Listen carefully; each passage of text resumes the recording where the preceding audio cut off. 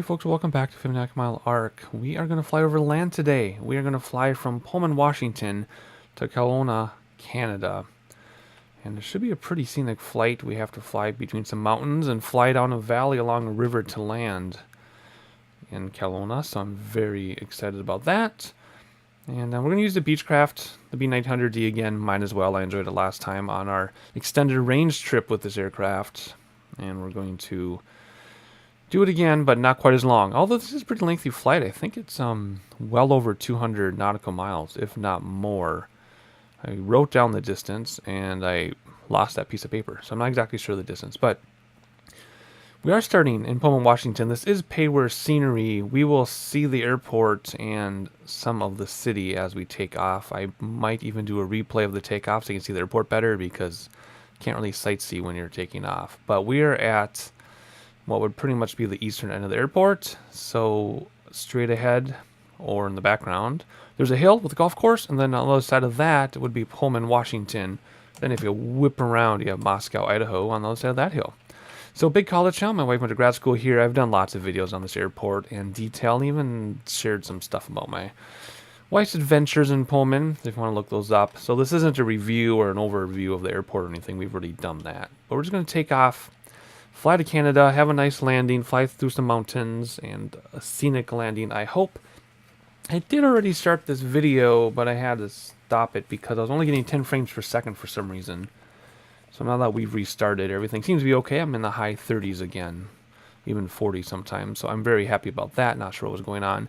We do have weather turned off because in the real world, it is all fogged in at our destination. So, and there's a localizer, but it's too fogged in to fly. So we're going to go clear weather. I was going to do some clouds, but I'm like, you know what? We did clouds last time. Let's just do clear skies. We can see the mountains. We can see the HD4 mesh, and enjoy the really high frame rates, which we don't get to enjoy all that often, especially with this frame rate killer of an aircraft. So that is the setup.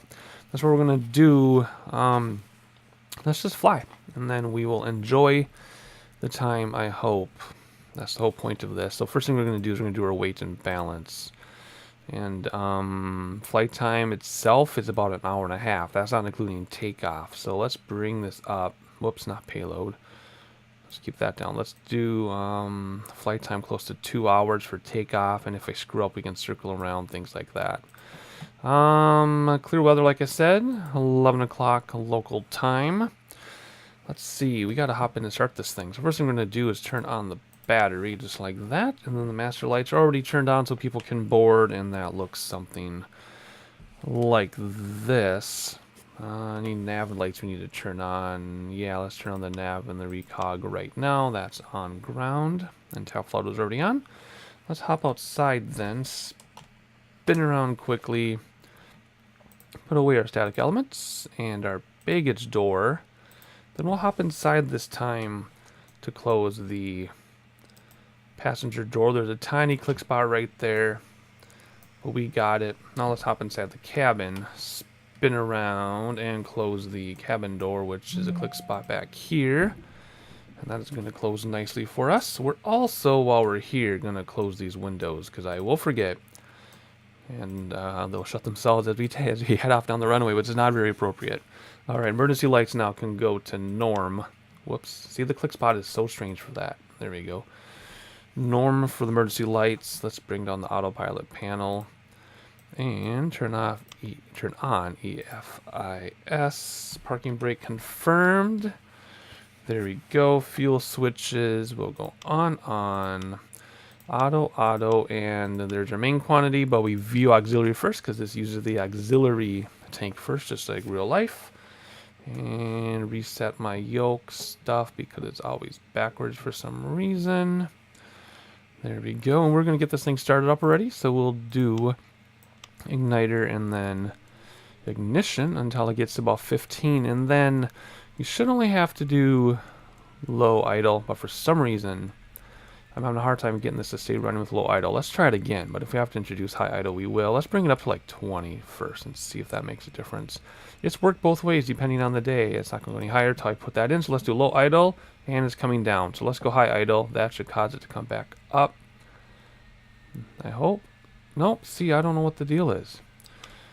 In a previous version, I used to go until 15 and then put in high idle. And then I found out the real life airplane, you do 15, then you do low idle. And then when it stabilizes, then you put in high idle, then you bring it back down to taxi. But for some reason, it only did that one time for me in the sim. So we're just going to do it the way the sim wants it. That's stabilizing to 63, so put on the right generator. And we'll do the left. Of course, high idle is already set because I only have one axis on my yoke. And that's about to stabilize at 63 as well. And when it does, we'll do the left generator. There we go. Close the master cover. Auto igniters can come off now. Let's just save engine wear and tear. Avionics switch can come on. AC bus, left and right. Turn off the external power now. There we go. Rudder boost is between the seats. Climate, what that means in this case is turn on the heaters and blowers and everything. Let's do that manual, or else it gets like 120 degrees. Let's do decrease there. Alrighty, flight plan and the GPS. Now I do have my flight plan from, well, it was going to be my flight, but I had to redo it. So let's clear this out. And that's actually okay because there's something we can't do. And I'll tell you what that, I didn't mean to do that. Let's try this again. We cannot do the built-in GPS approach. I was going to try to do things differently. Instead of putting the GPS approach by hand, I was going to use the GPS in the, or pre-programmed in the GPS, and I could not find the transition I wanted, so I tried another transition, and that would have sent us right into the side of a mountain because of the way we'd be approaching that transition. So we have to do the transition I want by hand. So that's just what we got to do. So we're going to do it by hand anyway, which is what I normally end up doing. I just wanted to try to do it the right way, you know, built-in approach, but it didn't work. So we got to put in a whole bunch of waypoints here to avoid mountains. So from Pullman, we have to go to Quint, like so. And then we have to go to Jaston, and that isn't in here. So we're going to skip that one and go to Skaha and hope that we don't end up running into any mountains. We should be fine. It's pretty much a straight line. I just wanted to catch the waypoints on the way. Skaha, try to say that without laughing. So that's our Canadian border, more or less, for our purposes. And then we can do the GPS approach as published. So the first, we're going to enter at Grassi. Charlie Yankee Lima Whiskey, just like that. Kelowna. Alright, so what I did before is I went up to the airport, tried to do the GPS approach from there. It didn't work, like I said, so we're going to do this by hand. I'm just going to double check this. And it looks good. We'll do VNav later. Let's get that zoomed in a little bit, and I see the track, so there we go. Alright, so that should be that. No radios or anything, it's purely GPS, so we want to hit GPS on the CDI, and where does that bring us? Flight plan, Abaddon. I like to just declutter that a little bit. Radios, instruments, none. Altimeter, barometer. We are 29902 because we have no weather turned on. Overspeed. And stall test. There we go, put that back in. Test the warning and caution lights. If we push this, we should see everything, and everything looks good at the moment anyway. Now we can do cabin pressure, so you want the bleed valves. It's a long flight, so let's fly at 19,000. Let's do 20,000 today. So mark that 21. We'll go all the way one way, then we'll come back 3/4 of a turn and adjust that as we go so that these gauges over here on the right seeing the green. What is next? Auto feather to arm, which is there. And then generator ties closed, which is here. And then anti-ice. We shouldn't really need it, but we'll turn it to auto anyway. Pitot heat, there we go. That's for the prop. Engine anti-ice I'm going to keep off. I was turning that on. I was getting like fires or something. I'm not sure what's going on with that, but not every time. Inconsistent. Let's just leave it off. We don't have to worry about it anyway in this aircraft. Prop sync, there we go. TCAS, turn that on. Autopilot setup. We're going to do 20,000 for cruise. And we will just do, actually I think we do GPS right away. We'll do GPS right away, and we'll climb at our regular 2200. Actually, let's back that down because, yeah, now let's back down 1800. All right, so now what's be GPS? Alt select work speed 800. Okay, there we go. All right, that's that. Actually, that's all we got to do. Now we're just going to taxi out of here. So Taxi lights on. First set of flaps down. Whoops, I miss it. I couldn't tell. Yeah, there we go. First set of flaps down. Let's do our taxi view, which I think puts us in the hangar. It does. Let go of parking brake. Props to feather, or taxi, sorry. And then we should be able to get out of here.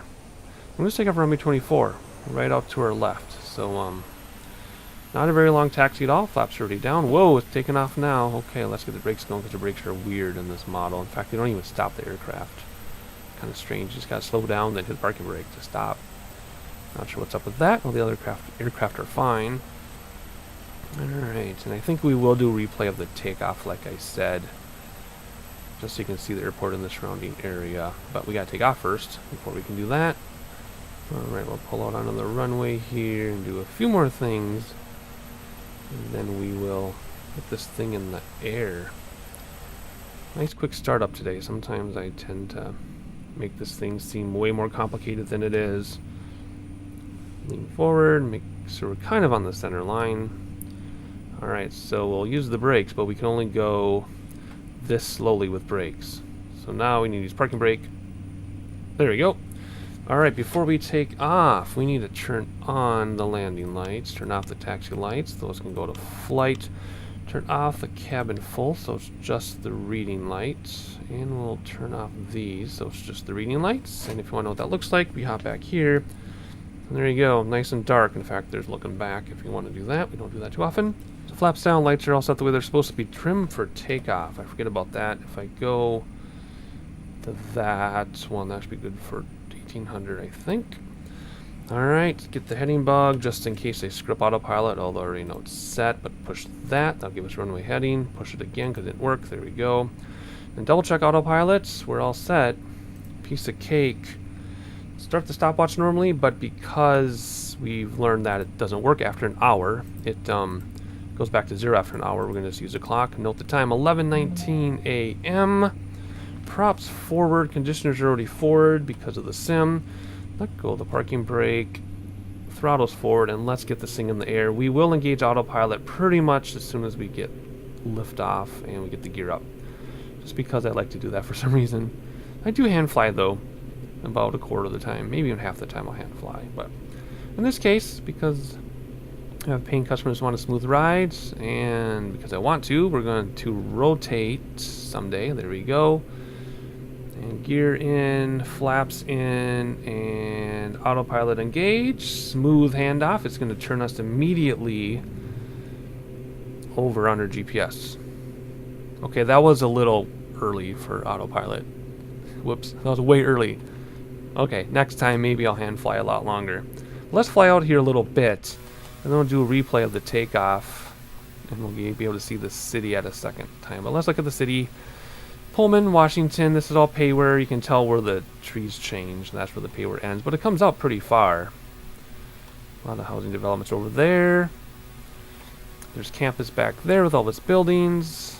My wife said this is a very, very hilly area, although it doesn't really look like it from the air, but it is, I guess.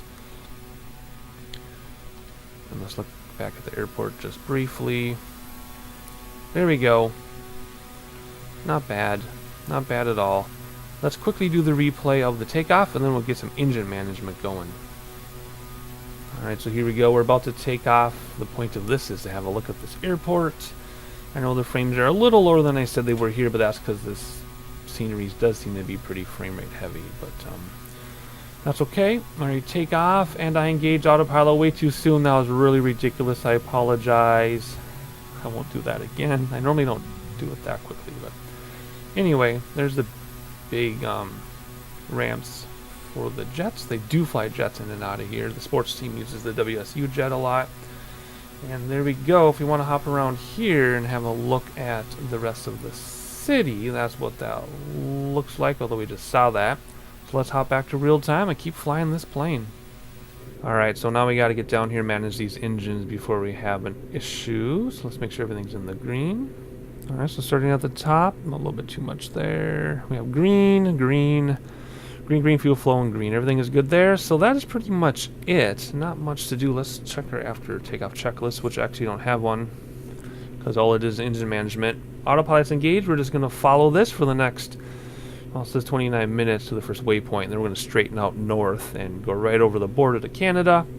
So we are going to set our VNAV now, because that is going to go down quickly once we level off. So let's do VNAV here. We want to be... What do we want to be? We're going to come in at... where is that? 4,900. Alright, let's see. So we're going to come in at 4,900. Whoops. Like this. And we're going to be at Boldy. 4,900 at Boldy. And there it is. And we want to do 800 feet per minute. And I have a cat. Different cat today. Meowing at me for some reason. Not sure what's going on. Maybe her brothers are beating her up. But anyway. 4,900 above sea level at Boldy. 800 foot per minute drop. Hour and 12 minutes will be top of descent. So not much else to do other than just watch this GPS and look at some scenery. Oh yeah, see there's our sharp leg to the right. And that's where we will head over Canada, avoid some mountains, although 20,000 feet, we're going to be plenty high, of course. The mountains aren't that tall here. But anyway, let's leave that out to about 100. VNAV is set. The only thing to worry about now is landing lights at 10 grand. Otherwise, we're all set. So, have about an hour and 12 minutes top descent. That'll go down very quickly once you level off at 20,000 feet. So I'm just going to turn land lights off at 10,000. I don't need to include you for that. We don't have to need to worry about the barometer at 18 because we have clear weather. And, I guess I will see you in about an hour. Enjoy the sightseeing.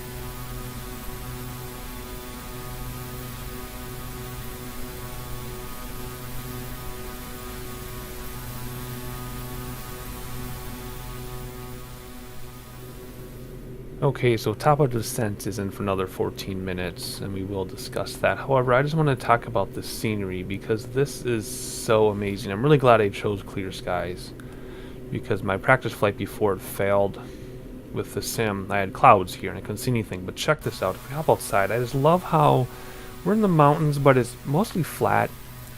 You can see more mountains in the distance, but for the most part, this is a flat area in the Rockies. But then we have this river, which I apologize, I don't know the name of it. I should have looked that up, but I didn't expect to see it. We have this nice river, which I assume is a pretty big deal, and everybody else knows what it is. And then on the other side of the river, like a dividing line, we have mountains. Just right there. I just love topography, and that's one thing I like about Flight Simulator. Not only flying the planes, but just seeing the topography and the landscape and the geology. It's just so awesome. So we have this flat area, a river, which is a nice dividing line, and then mountains, huge mountain peaks, just very sudden and very cut, very clear. But better still, if you've been looking at the scenery, we have our mountains and our volcanoes in the background. Close that up. There we go. I'm not going to name them because I hope you know what they are. I see 4 of them there. There's the main ones, 1, 2, 3, and then the 4th guy right there. Actually, maybe a 5th one too if you look. But anyway, I didn't realize you could see that from here. I didn't realize we were that far west. So if you want to look up those mountain names, which you should at least know what this one is. If not, go ahead and look those up. It'll be your little homework. Just look up Washington State and the mountains near Seattle. Oh, I can't believe I can see that from here. This is so awesome. Anyway, I just wanted to cut in and say that because I've been sitting here just enjoying this, staring at it. I'm like, you know what, why not talk about it? It isn't just about the flying. And this is version 4 mesh, by the way, of course. So there you go. So I just want to point that out. And we'll make a cut here, and I'll see you at top of descent.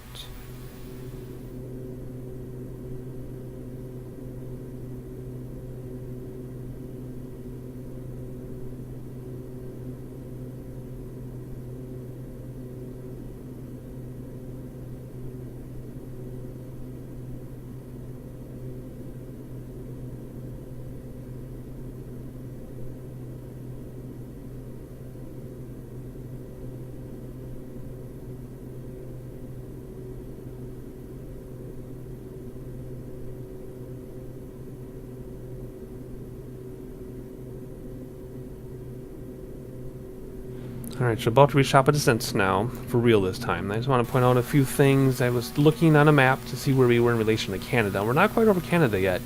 That lake you see, or the town on that lake, is Brewster. And if you swing around quickly, that little double lake thing you see up there, that would be your Canadian border. I don't know if we can see it any better than this, but you see the water up there? That is your Canadian border, so we're almost in Canada. I also had another moment of epiphany. We have flown this area before. Kelowna is on the Lake Okanagan, or something like that, and we've flown that whole lake in the Beaver and landed at the city at the south end of the lake. I just now made that connection, but we have been in the area, so now we just get to land in the middle of the lake, which will be awesome. But I'm staring up there looking at the Canadian border come into view, and it's about time to get ready for top of descent. So what we're going to do is we're simply going to set our altitude, which I want to be, let's see, 4,900 by there, but our altitude is going to come down lower, 4,100. Let's do 4,100, like so. And then when it says descend to target, we'll simply hit descend on autopilot, and that's it. 2-step process. That's all there is to it. And there's our descend to target. So we simply just come over here and hit descend on autopilot. I'm at 800 feet per minute. So all we need to do now is just bring back throttles a little bit so we don't overspeed, and that is it. And then I'll keep an eye on this VSR. Normally you do pitch for speed and throttles for vertical speed, but our vertical speed is going to be held at 800 feet per minute. So in this case, our throttles will control our speed, one of those rare moments. And we're going to keep our speed up as fast as we can without overspeeding. And then we're going to make adjustments to keep that around 800. We're around 799. There we go. So keep an eye on that. And that is all there is. So no barometer to worry about. and lights at 10,000. Otherwise, nothing else to do except sightsee. There's a Canadian border coming into view, that long lake you see. And, oh, I can actually see our destination way beyond the mountains, a little speckle of water. That'll be our destination. Lake Okanagan, I believe you pronounce it. So there you go. I'm just going to mind our speed, and I'll catch you in a little bit.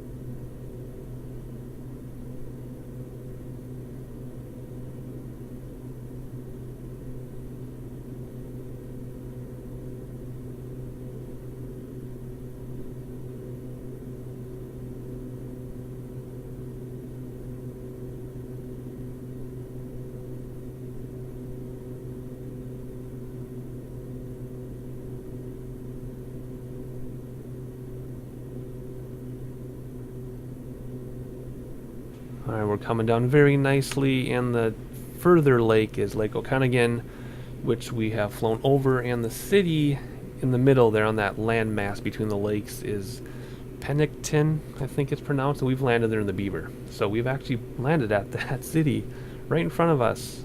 Didn't even realize it until I started looking at a map. Interesting how that works. The vast part of the world, and I'm like, let's fly this new area, and it's not that new at all. Our destination is right over that mountain, so what this should do is to take us pretty much along the lake so we can start coming down without running into these mountains, because the peaks are like 7,000, 7,100 or something. Alright, so it's a little early for landing lights, but let's turn them on anyway, because the altitude around here is almost like, well, the mountain peaks are 5,000 to 7,000, or 55 to 7 and up. And then we've got 1,400 elevation. So let's turn on our landing lights now. It's a little early normally, but let's do it anyway, then I don't have to worry about it either. Otherwise, descent checklist. Landing lights are on. Truly for gear, truly for flaps. No altimeter to worry about because we have no weather turned on. So now it's just a matter of following this GPS, keeping an eye on our speed and our altitude, and just following this lake pretty much until we're ready to land. Very, very straightforward, very simple. That's going to be an interesting sharp corner there. But we'll see what it does when it's time to make that corner.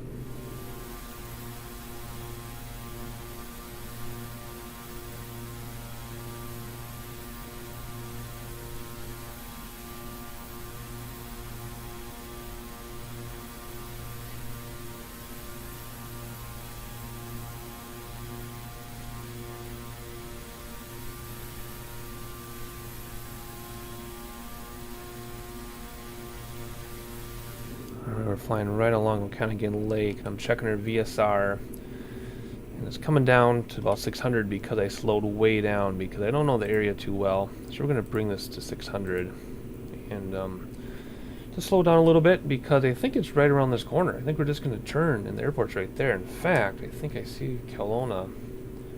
Yeah, I see Kelowna right off the distance, right by that pillar there.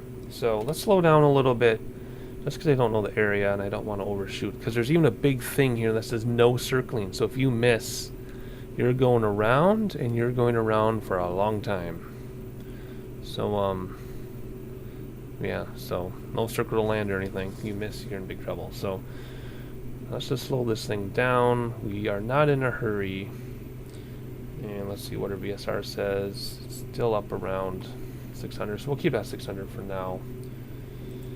And in fact, if we slow down too much, now saying don't descend yet, but whatever, we will we'll keep it how it is for now. And just keep flying along the lake, and we'll make this corner any second, and it should be a blast. Or a blast for me anyway. I like flying, I was going to say new areas. The area technically isn't new, but I like flying new patterns, and this is a much faster plane than the Beaver. And we're IFR, even though we're sightseeing, so Looking good so far. I'm a little bit nervous. I'm not going to crash anything. I just want to be as accurate to reality as possible, which is why I'm nervous.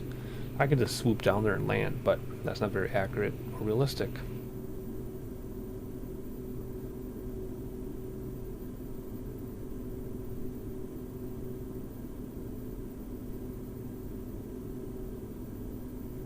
Alright, we're going to say we're cleared for an earlier approach. We're going to go to flight plan. We're going to go right to Boldy. Direct, just to move along here. And, plus I want to avoid these mountains.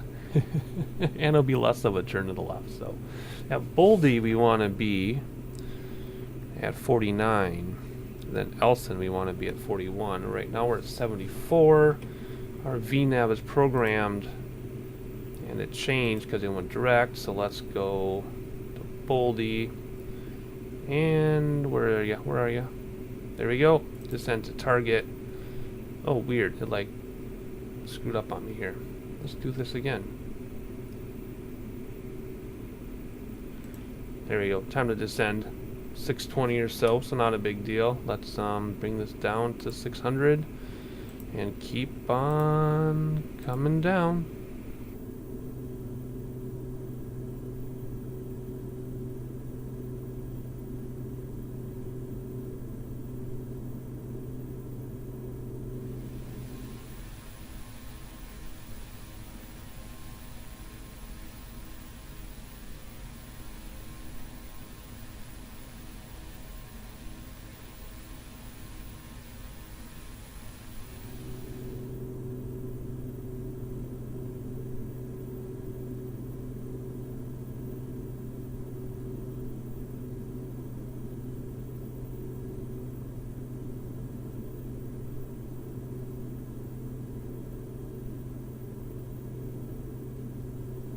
Alright, I'm trying to do as much sightseeing as I can, but the reality is it is time to land the plane and do what we're supposed to do. So let's keep an eye on this VSR, because I really screwed up the thing with my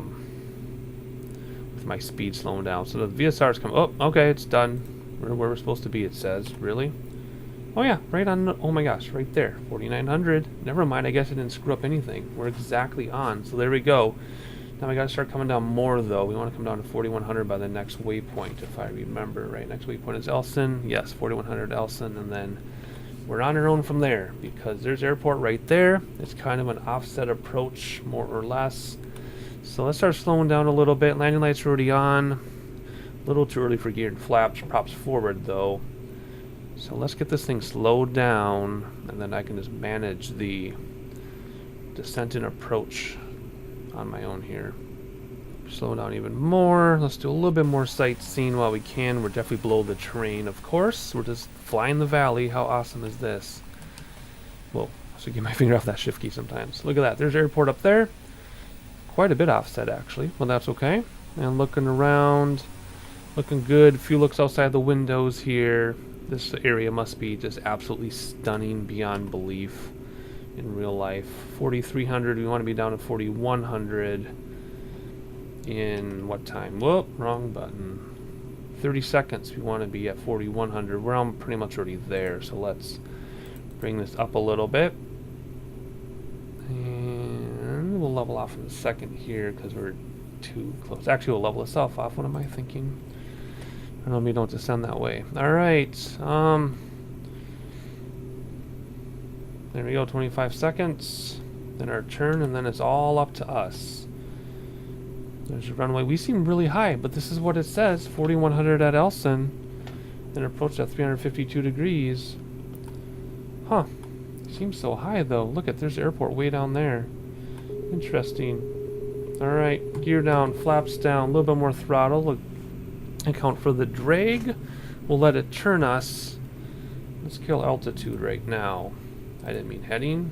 Well, I just screwed up autopilot. So let's kill autopilot and come back because I hit the wrong button. So it sent us way to the left of our course, but that's okay. Throttle's back. Why are we so high? This is the published approach. All right, whatever. We'll figure it out. We're gonna nosedive just because we have to. Only one set of flaps. We'll use a second set of flaps at the last minute. simply because it causes a lot of drag and it makes it difficult to control sometimes. Although we don't have any wind, so no excuses. But here we go. You can see we're a little bit to the right of the GPS because it's so offset. That GPS would have taken us right to the end at a really weird angle. So now we're visual. And this should be a really nice landing. A few more looks outside. Do I dare look outside right now? What a bad idea. What a terrible idea. But I'm doing it. Look at some wing views. There we go. Alright, if there's anything else I want to see, then it'll have to be on replay. Lean forward here because I missed it a little bit. Some throttle in. I don't quite want second flaps yet. And then remember, landing this thing in the sim is a little different than real life. I've confirmed with the turboprop pilot that in real life, you land with idles at throttle, props forward, and you just coast and land. But in the sim, you got to keep some throttle engaged, or else you're going to sink like a rock. Right, second set of flaps now. Gear's already down. We're going to float. Man, see how much we float? Isn't that crazy? That's another reason why people in real life don't use second flaps unless you really have to, and then even then they use them at the very last possible second. That really screwed me up. I had a really good approach too. Oh well, I'm trimming down like crazy. Okay, here we go. Alright. We're at our approach speed. Alright, now if we can get down about 500 feet per minute, we'll stay 2 pappy red, 2 pappy white. Alright, I'm going to use pitch for speed and throttle for descent rate. So we're coming down faster, so I'm going to pitch up and bring throttles back so we still descend. There you go. Pitch down throttles. Too much. I'm so used to fighting wind that having no resistance is screwing me up. I almost feel like there's imaginary crosswind that doesn't exist. Alright, so we're going to bring the throttles back a little bit, but then engage them so we don't sink. So, because of the sim problem. So right now, I would bring throttles back normally in just a moment here, but we can't in the sim. So we're going to throttle engage, and then still sink a little bit, aim for those numbers, flare, throttles are still engaged so we can float. Start our flare, grease it as much as we can, and there we go. Well, it still sunk us a little bit in the sim. I guess my throttles weren't engaged enough. Alright, throttles are back now. And of course I'm left with center line. That's like my signature move at this point. Well, you reverse this because we can, although we clearly don't need them. But we'll reverse because we can. And we'll take the next taxiway here. Alright, we'll let go of reverses at 40. And let's hop outside. We know what a runway looks like. Why are we bouncing so much? Flaps coming in. That's kind of weird. Huh. There you go. Where are we going to go? Let's go to the hangars over there. So we still got stuck down a little bit because I didn't have quite enough throttle engaged for the sim to be happy. If you don't know what I'm talking about, I have a very detailed video called I Finally Outsmarted the Sim and Greased the B1900, and it's because the simulator sucks down turboprops. So in this aircraft, in this sim, you have to have a lot of throttle engaged. In fact, I think in my demonstration I had almost 3/4 throttle engaged to have a smooth landing.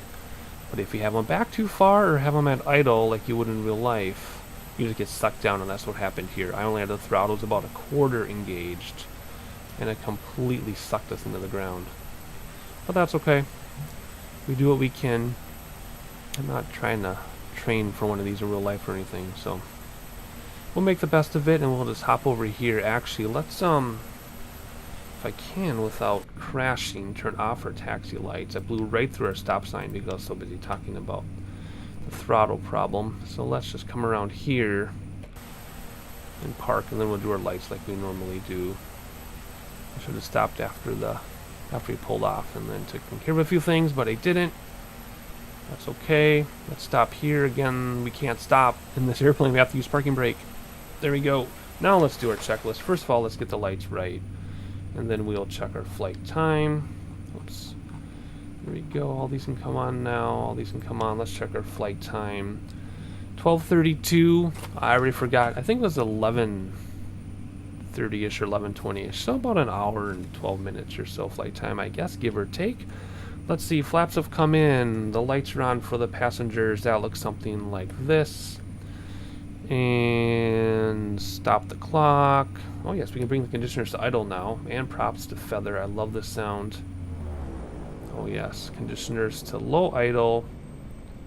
So lights are already set as I said. And the conditioners, I guess, can actually probably just come all the way off at this point. We're done. Let's hook up external power. Let's open up our windows here to get the onion smell out from our sandwiches. Let's open up this door. There we go. What else can we do while we're waiting for the engines to come down? Because we don't want to open the door so those engines are done spinning. Anything I can do? Actually, not really. We'll just leave all that the way it is. Turn off avionics, I guess. How much fuel? Oh yeah, we had tons of fuel left. Of course. Alright, I think everything is good to go inside here. Let's come out here and open that up, hop outside, and get our baggage door open for our passengers to get their stuff out, as well as the static elements set. And there we go. We have a little bit to shut down inside in a moment, but for the most part, we just want to get our passengers deboarding so they can move on with their lives. We don't even need any of this stuff. There we go. Let's turn off everything except the lights should remain working because we have external power.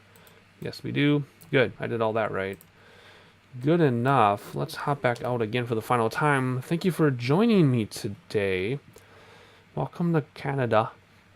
And we got to use this livery. I think this was the first livery I used and the first time I flew this plane many years ago when I started this channel. Of course, the flight simulator was different then, as well as this model was much different, but I believe it was the same livery when I flew along northern Minnesota. But here we are in Canada, beautiful part of the country. I'm going to look up real-life pictures of this place because I imagine it's just spectacular. Can't imagine it being anything short of spectacular. Maybe I'll take my wife and we'll visit this place in real life. We're trying to plan a vacation without the kids. She's been on 3 trips without children. I have not been on a trip without children in 10 years. And I'm going to go on a trip with just her. So maybe this will be something I can do. I don't know. We like small trips together. We just like to pick a place, small, and just wing it. No itinerary. Even though we're such big planners in real life, we let it all go out the window.